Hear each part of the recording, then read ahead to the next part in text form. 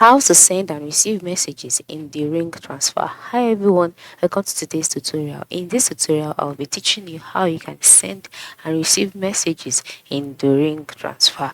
So the first thing to do is to log in into your ring transfer account.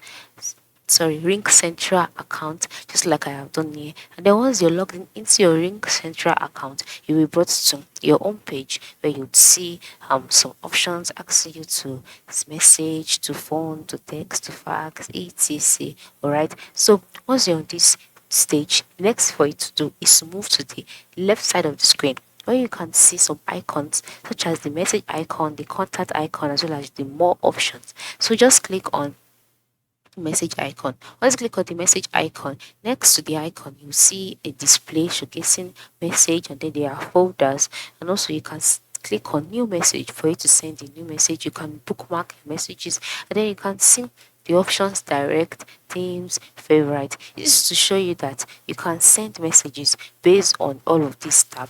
Now, to send a message, the first thing to do is to ensure that you have contacts on your Ring Central application. Currently, I don't have any contact. That is why I don't have them displayed here.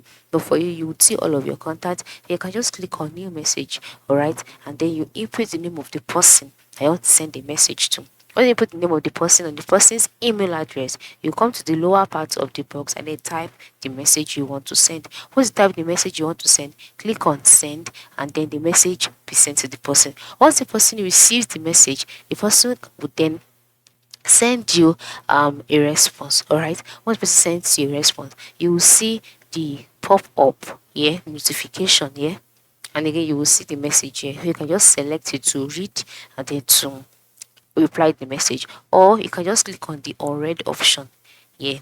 That this will show all of your unread messages that you can respond to directly. So this is basically how you can send and receive messages on Ring Central. Thanks for watching and have a nice day.